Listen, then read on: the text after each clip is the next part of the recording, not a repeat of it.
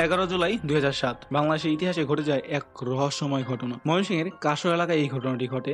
সময় আনুমানিক দুপুর 3টা 10। একই পরিবারের 9 জন সদস্য একটি ট্রেনের নিচে পড়ে আত্মহত্যা করে। এই বিষয়টি গ্রামের মানুষ এবং ট্রেনের যে ড্রাইভার তাকে জিজ্ঞাসা করলে তিনি বলেন সে ওই 9 জন সদস্যকে আগেই দেখেছিলেন। তিনি প্রথমে ভেবেছিলেন তারা হয়তোবা ট্রেনের লাইনটি পার হবে, কিন্তু পরক্ষণে বুঝতে পারেন তারা ট্রেনের লাইনটি পার হবে না, বরং তারা আত্মহত্যা করার জন্যই এখানে এসেছেন। তিনি ব্যাপারটা বুঝতে পেরে ট্রেনটি ইমার্জেন্সি ব্রেক করে, কিন্তু ততক্ষণে অনেক দেরি হয়ে গেছে। ঘটে গেছে বাংলাদেশের ইতিহাসের এক ভয়ানক এবং রহস্যময় ঘটনা। ট্রেনটি থামানোর পর সবাই যখন সেখানে আসে দেখা যায় এক রক্তাক্ত অবস্থা। সেখানে 2জন শিশু বেঁচে ছিল, তার মধ্যে একজন ছিল মেয়ে। তিনি বারবার পানি চাচ্ছিল। গ্রামের মানুষ তাকে পানি খাওয়ায় এবং যে 2জন বেঁচে ছিল তাদেরকে হাসপাতালে নেওয়া হয়, কিন্তু হাসপাতালে নেওয়ার পথেই সেই 2জনও মারা যায়। হয়ে যায় এক রহস্য।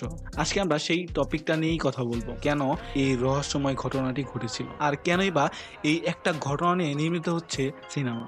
2021 সালে ভারতে একটি সিনেমা নির্মিত হয়, যেটার নাম হচ্ছে হাউস অফ সিক্রেট। আর সেই ঘটনা নিয়েই তৈরি হচ্ছে আমাদের দেশেও একটা সিনেমা, যেটার নাম হচ্ছে চক্র। এই সিনেমাটি অনেক আগে রিলিজ দেওয়ার কথা ছিল, বাট রিলিজ দিতে পারেনি, আমাদের সেন্সর বোর্ডে আটকে ছিল।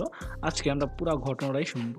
পুলিশ একটি তদন্ত বাহিনী গঠন করে এবং তারা সেই বাড়িটি তল্লাশি করার জন্য যায়। সেখানে গিয়ে তারা দেখে বাড়ির উঠানে কিছু কবর খোদা আছে এবং একটি খাটিয়াও আছে। পুলিশ সেই বাড়িটি আরো তল্লাশি করে দেখতে পারে কিছু ডায়েরি। সেই ডায়েরির কিছু অংশ ইংরেজিতে এবং কিছু অংশ বাংলায় লেখা ছিল। সেই ডায়েরিতে লেখা ছিল, আমরা পৃথিবীর সবচেয়ে স্বাধীন এবং আত্মনির্ভরশীল। আমরা সকল ধর্ম, বর্ণ এবং আইনের বাইরে। আমরা কে? আমরা হচ্ছি আদম।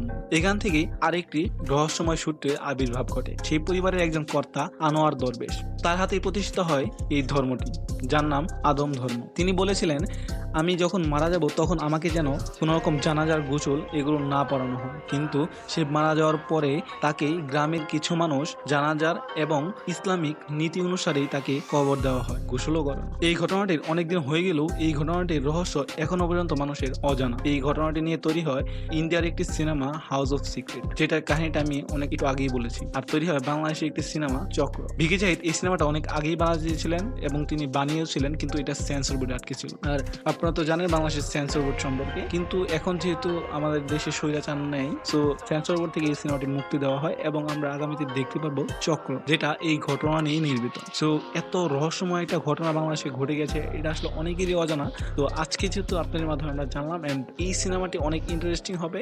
সো ভিকি জাহিদের জন্য হচ্ছে অনেক অনেক শুভকামনা। আর হ্যাঁ, আজকে ভিডিওটা যদি ভালো লাগে থাকে তাহলে অবশ্যই আমার চ্যানেলটি সাবস্ক্রাইব করবেন। আজকে ভিডিও পর্যন্তই, দেখা হবে নেক্সট ভিডিওতে। বাই।